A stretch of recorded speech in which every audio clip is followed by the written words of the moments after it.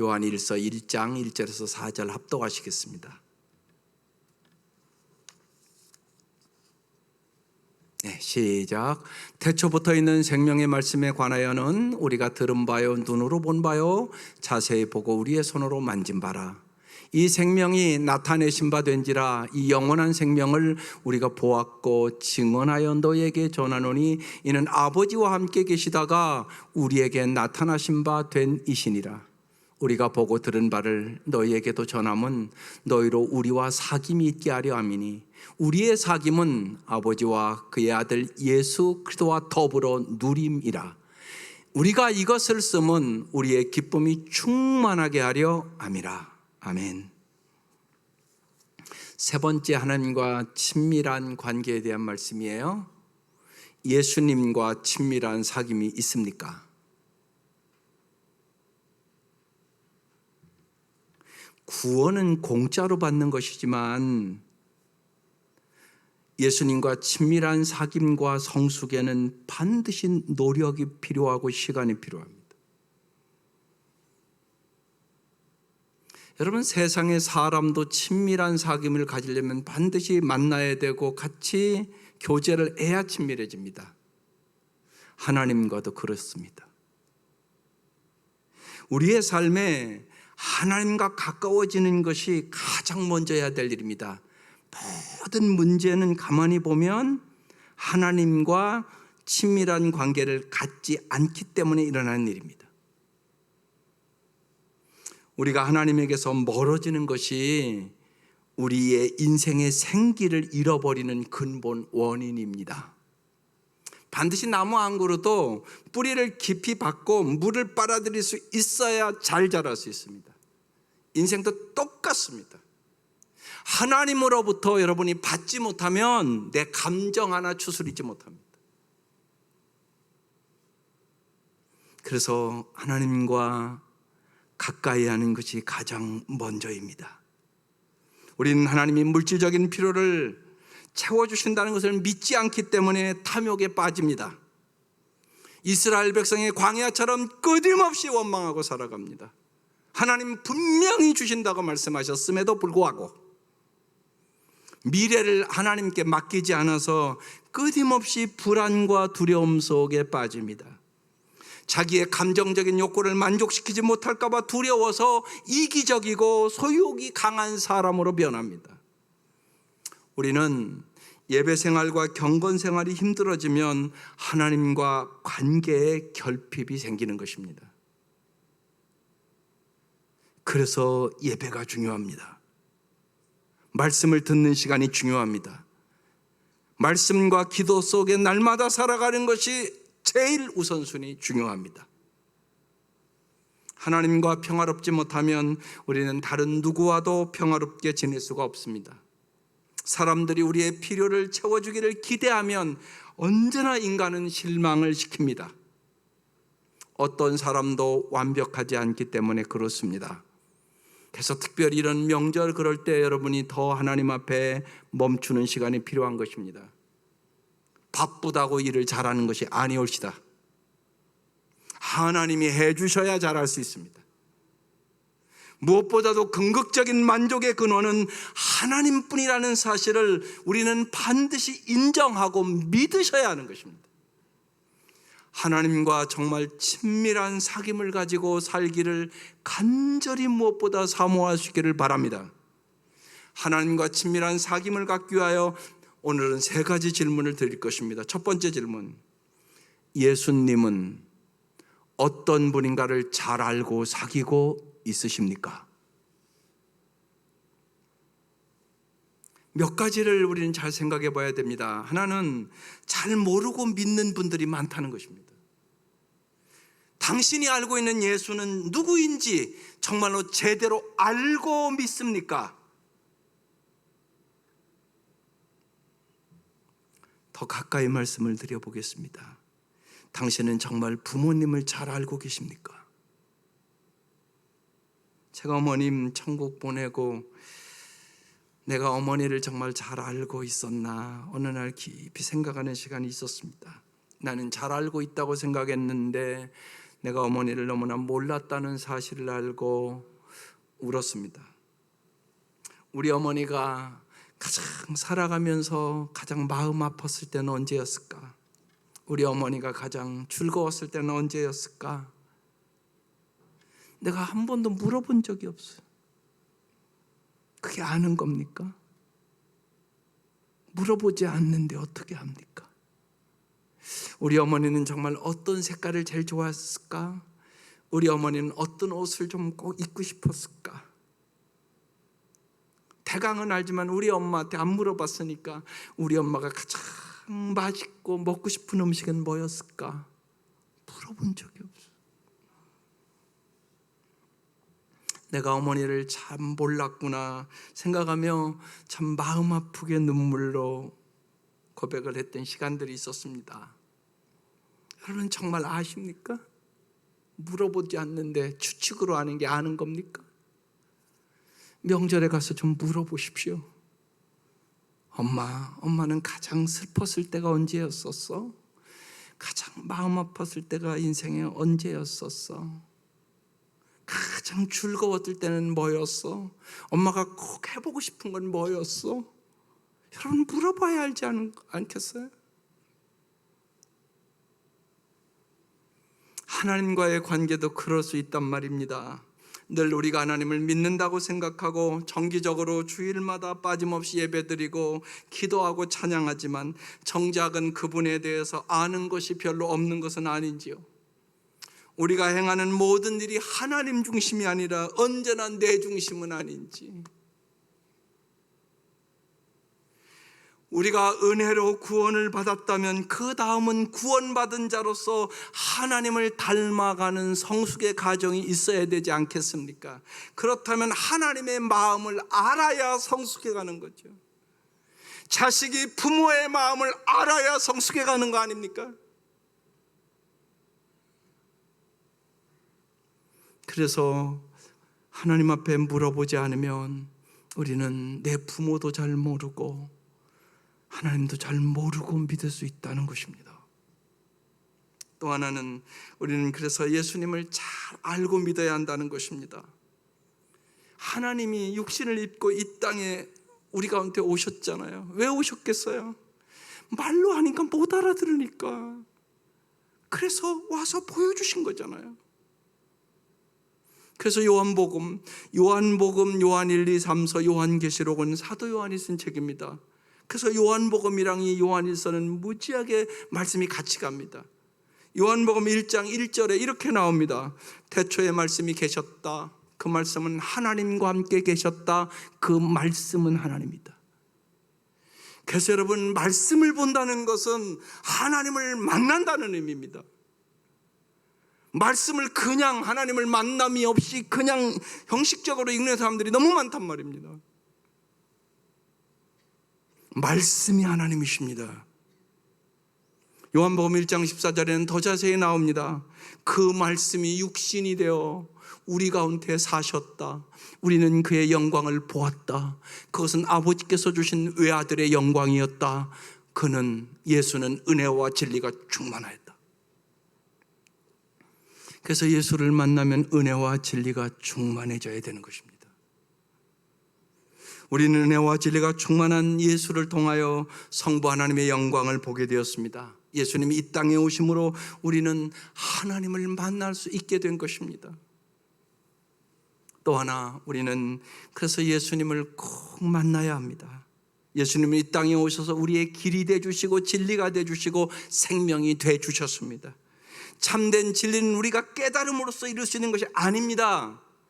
계시된 진리를 만남으로써 얻어지는 것입니다.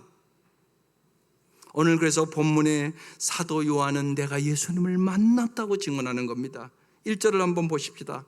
태초부터 있는 생명의 말씀에 관하여는, 예수님에 관하여는 그 얘기입니다.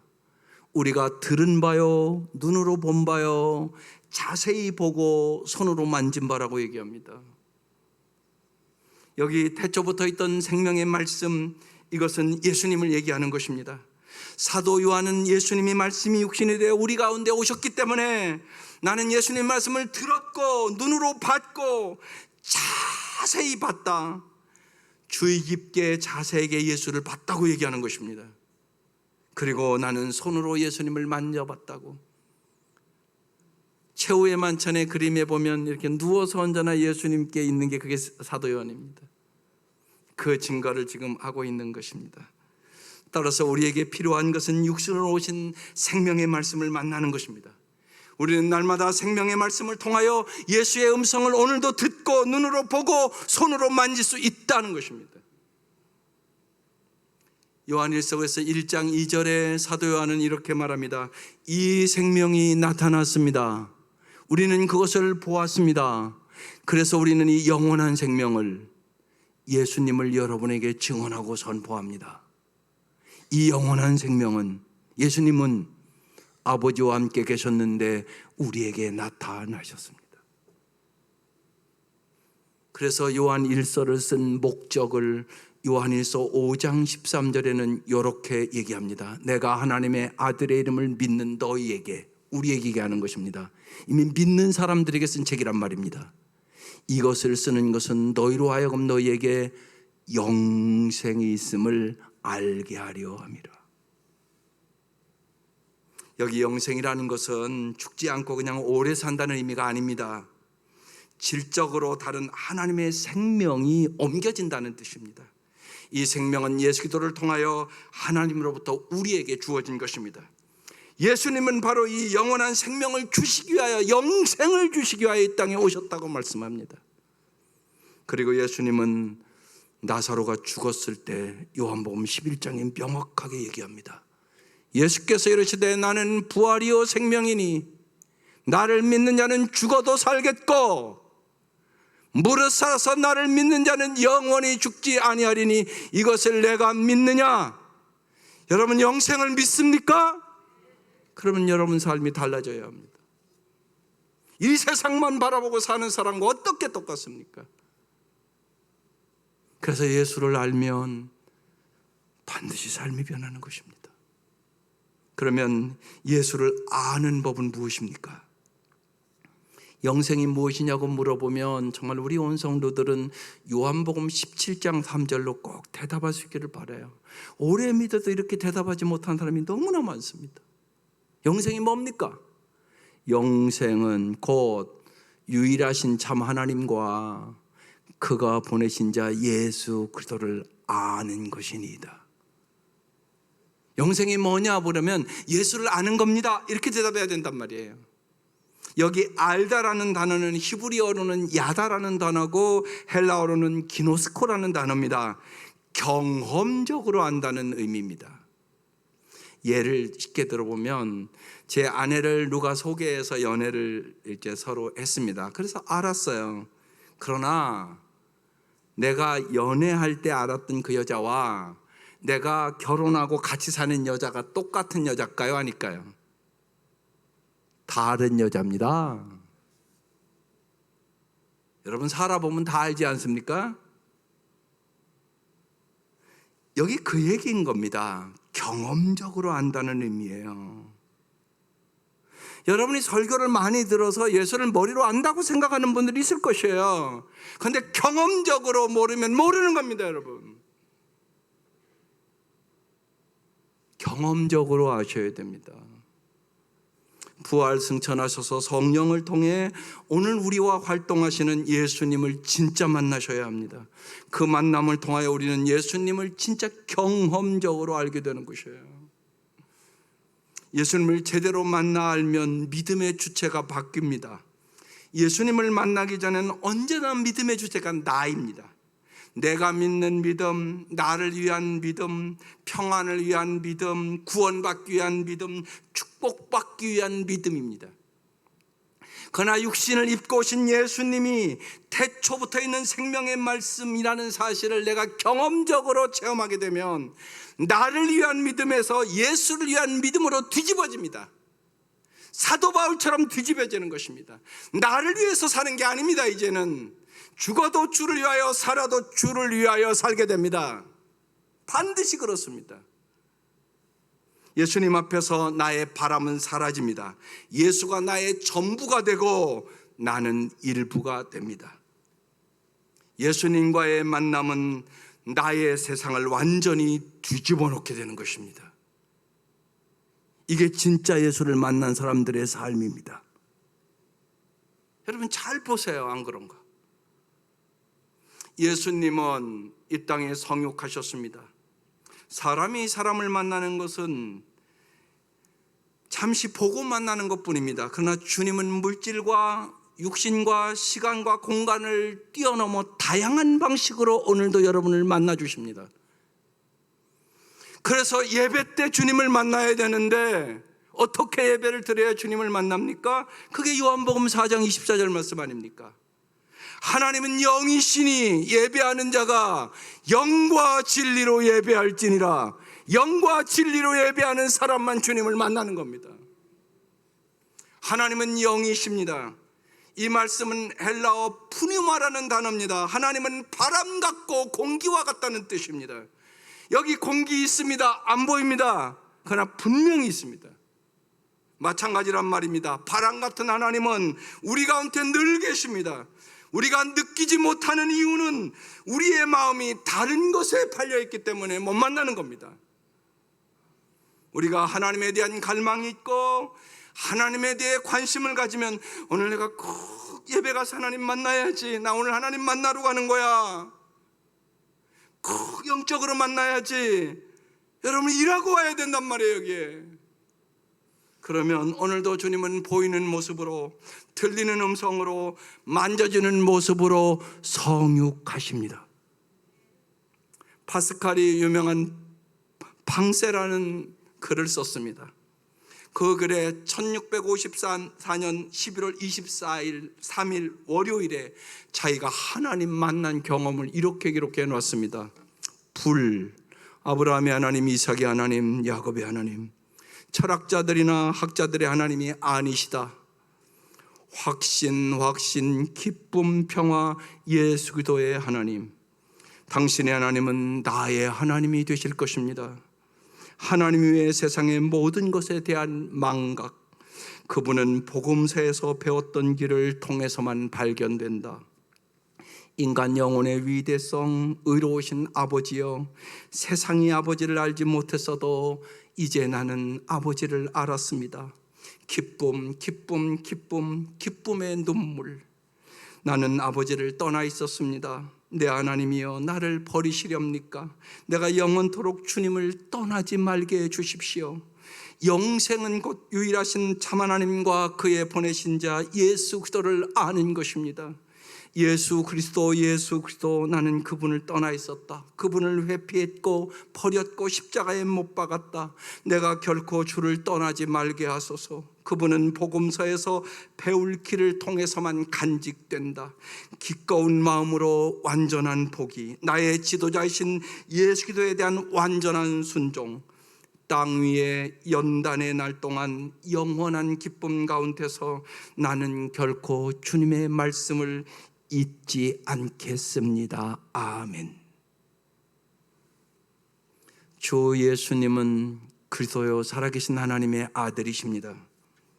주님은 삶과 죽음을 다스리시는 영원한 말씀이시며 우리를 위한 사랑의 말씀이십니다. 우리에게 가까이 오신 예수님은 생명의 말씀을 통하여 우리가 보고 듣고 만지고 냄새를 맡아야 할 분이란 말입니다.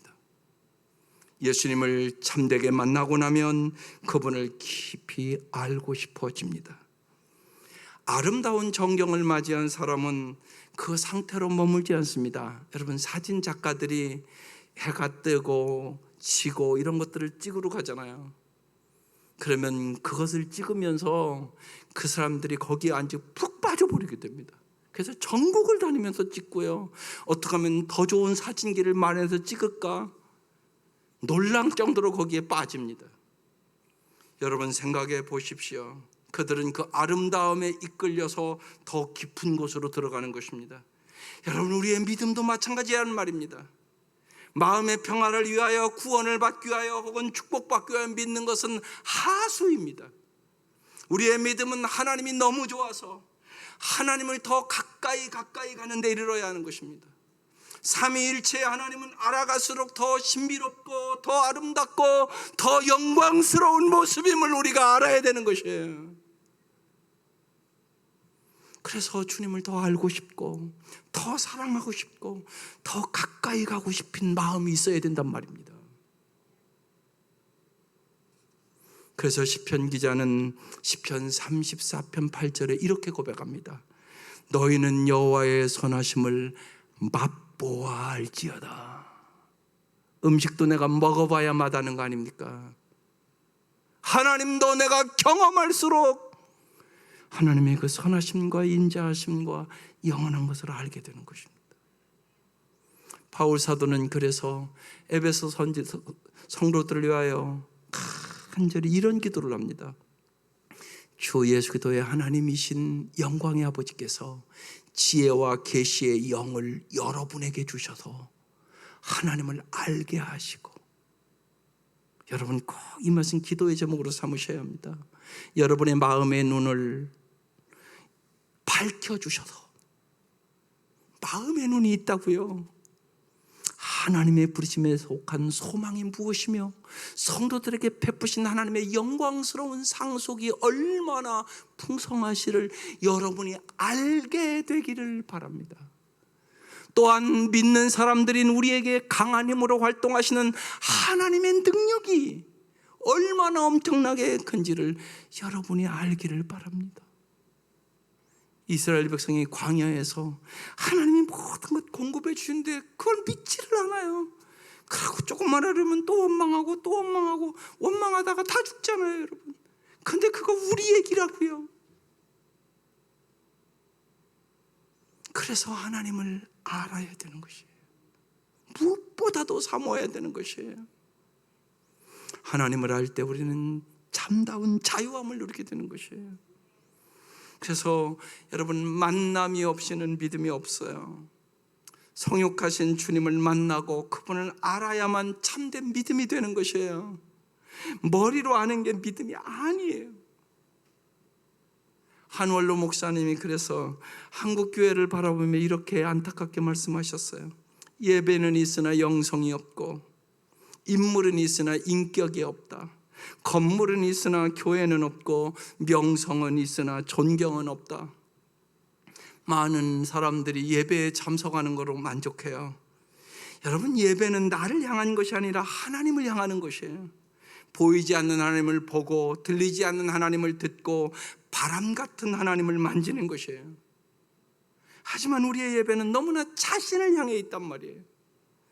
하나님을 만지고 듣고자 하는 열망을 가지고 여기에 와야 되는데 그렇지 않고 온단 말이에요. 하나님이 목적이 되고 하나님이 주인이 되고 하나님이 이유가 되는 예배가 보기 힘들다는 것이에요. 그러다 보니까 진정한 하나님의 체험이 없는 것이에요. 진정한 만남도 없는 것이에요. 진정한 인격적인 사귐이 없는 거예요.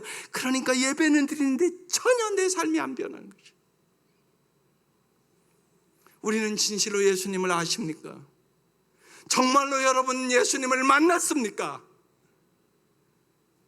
그분을 알기 위하여 설레는 마음으로 여러분 이 아침도 왔고 영적 생활을 날마다 하고 계십니까? 그 만남과 사귐을 통하여 우리의 삶에 일어난 변화는 무엇입니까? 우리의 믿음이 우리의 행복이 아니라 그분의 뜻대로 움직이고 있습니까? 우리의 영성은 진실로 주님과 함께하는 사귐의 영성이 되어야 되는 것입니다. 두 번째 질문입니다. 예수님 안에 거하는 것은 뭡니까? 예수님 안에 거하는 것은 예수님 안에 빠지는 것입니다. 한 장로님의 가까운 친구 딸이 혼수 상태에 빠져서 이제 의료기기들을 다 제거하고 이제 딸을 이제 보내야 되는 상황이 됐어요. 그래서 그 장로님께서 내 친구가 이렇고 이런데 마지막 목사님 가서 기도 한번 해주시면 참 좋겠다고. 그래서 이제 목사님이 거기를 가게 됐죠. 목사님이 병원으로 가면서 기도하십니다. 하나님, 저의 방문이 하나님의 임재를 드러내는 도구가 되도록 저를 써주세요. 간절히 기도하면서 1시간 되는 거리를 갔다고 그럽니다. 가서 이제 마지막 그 친구의 딸을 보내는 그 병상에서 목사님이 이렇게 말합니다. 그 딸의 이름이 세라인데, 세라야, 내 말을 네가 듣고 있다고 내가 믿는다. 이제 내 말을 잘 듣거라. 내가 너에게 예수 그리스도를 의지하여 권면한다. 그분의 이름을 불러라. 그분은 세라의 이름을 부르시고 그분의 은혜를 구할 때 응답해 주시는 분이란다. 아무 걱정하지 말고 염려하지 말거라. 그분의 사랑을 의지하여 그 이름을 부르거라. 그분이 세라를 받아주실 것이다. 이제 충분히 고통을 받았다. 아버지와 언니 걱정은 내려놓고 이제 평안히 가거라. 두려워하지 말거라. 하나님께서 세라를 받아 안으실 준비를 하고 계시단다. 이제 내가 기도들을 터이니 하나님의 품에 안기어라. 그렇게 혼수 상태에 있는 그 딸에게 이야기를 하고 이제 세라의 머리에 손을 얹고 목사님이 간절히 기도를 했습니다. 하나님, 세라의 영혼이 깨어 주님의 이름을 부르게 해달라고, 그 영혼이 주님의 임재를 보게 해달라고, 그 찬란한 빛을 보게 해달라고 간절히 기도하고는 그 옆에 있는 그 친구들과 여러 사람들, 그리고 그 아버지와 언니에게 마지막 작별 인사를 하라고 했습니다. 작별 인사가 끝나고 나서 이제 간호사에게 여기 주렁주렁 있는 그 호수들을 다 제거하라고 했습니다. 그런데요, 그 혼수 상태에 있는 세라의 한쪽 눈에서 눈물이 주르륵 흘러내리는 것을 봤습니다. 목사님이 얘기했습니다. 저 눈물을 보시라고.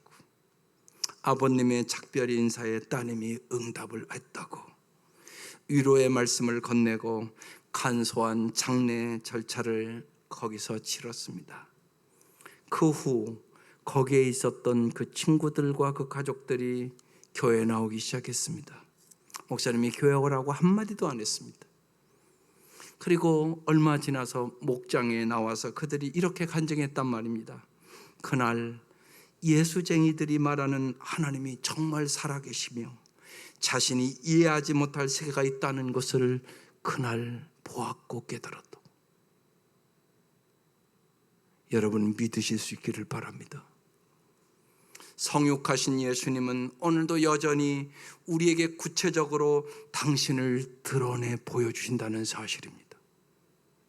예수님은 우리에게 내가 너에게 사랑에 빠졌다고 말씀합니다. 여러분 믿으십시오. 주님이 여러분을 그렇게 사랑하십니다.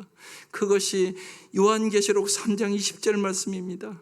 주님이 날마다 마음의 문을 두드리면서 너의 고통과 아픔과 괴로움을 다 아는데 내가 너와 함께 죽게 하는 말씀이에요. 볼지어다가 내가 문 밖에 서서 두드리노니 누구든지 내 음성을 듣고 문을 열면 내가 그에게로 들어가 그와 더불어 먹고 그는 나와 더불어 먹으리라. 이거 안 믿는 사람들에게 한 얘기가 아니옵시다. 믿는 사람들에게 한 말씀이에요.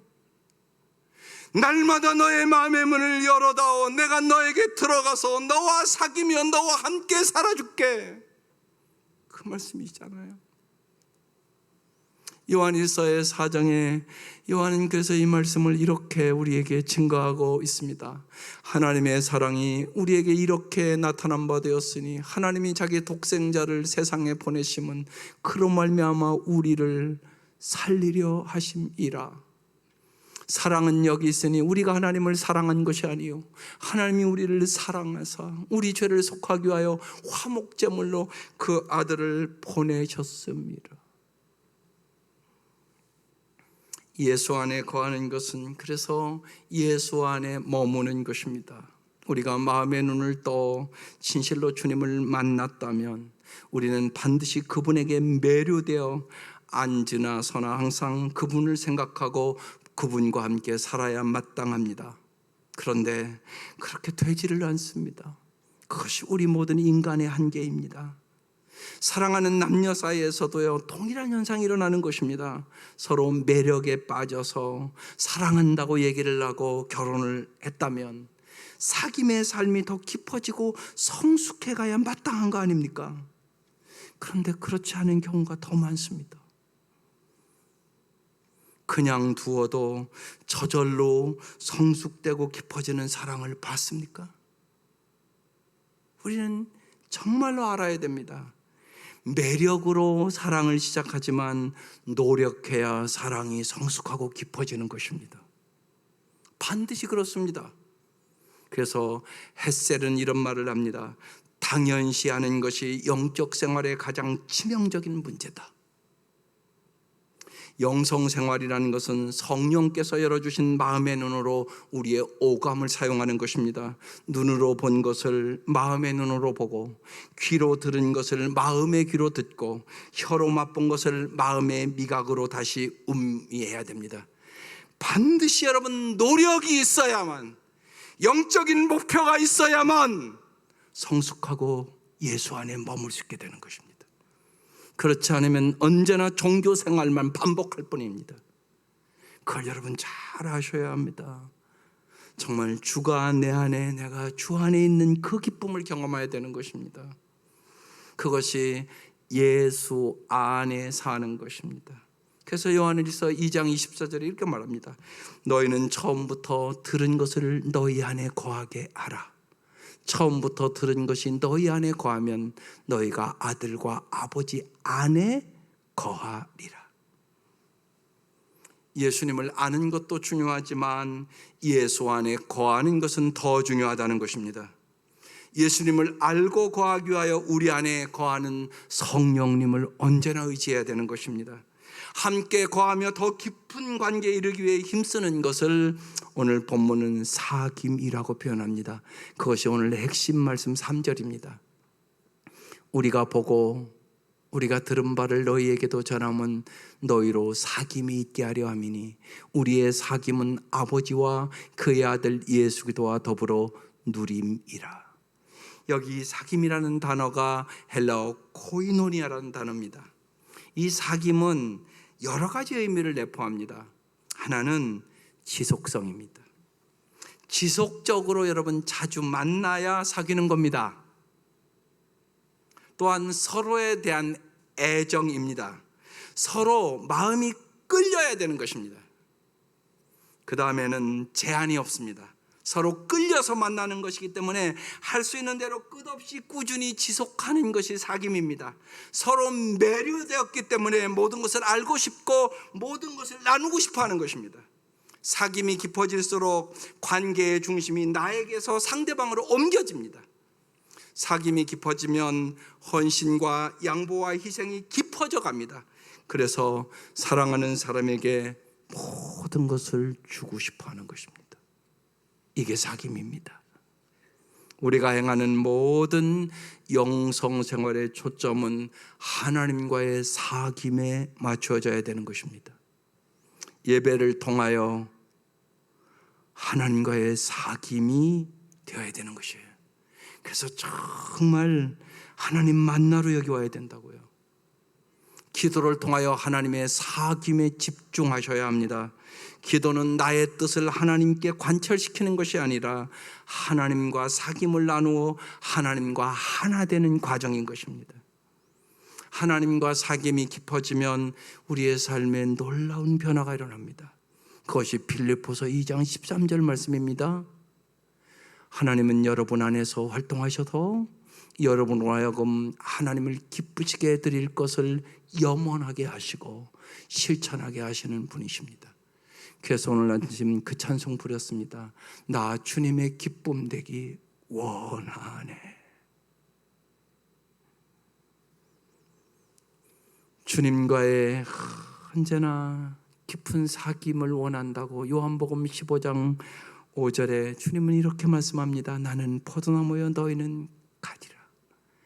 그가 내 안에 내가 그 안에 거하면 사람이 열매를 많이 맺나니 나를 떠나서는 너희가 아무것도 할 수 없습니다.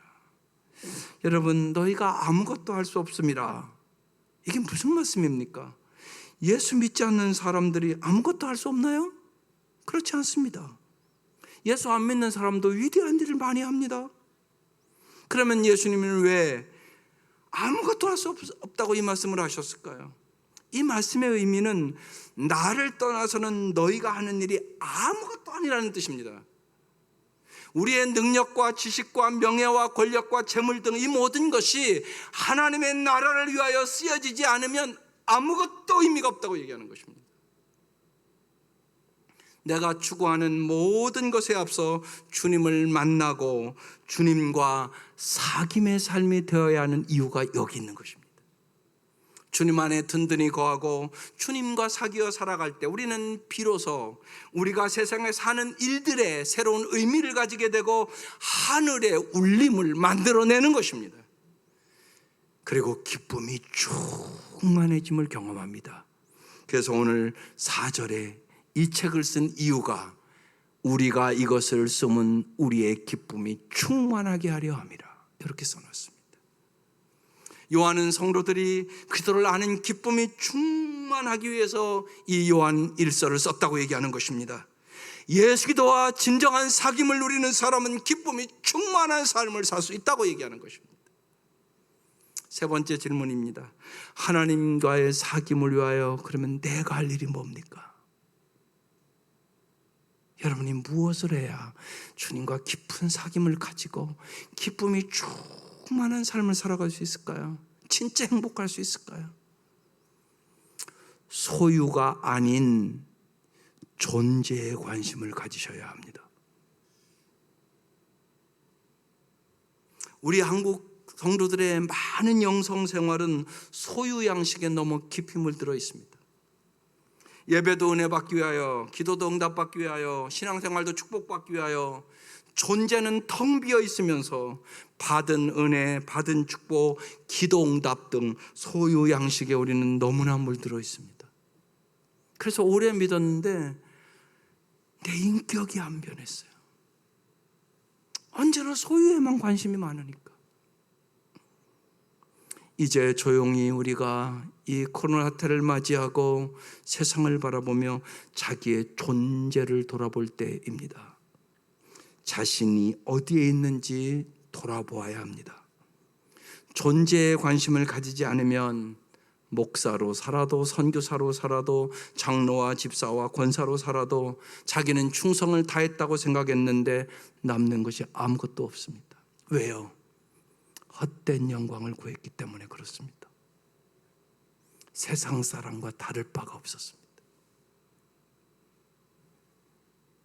한국교회의 많은 문제는 하나님을 알지 못하고 예수를 진실로 경험하지 못하고 교회를 다니는 사람들이 많다는 것입니다.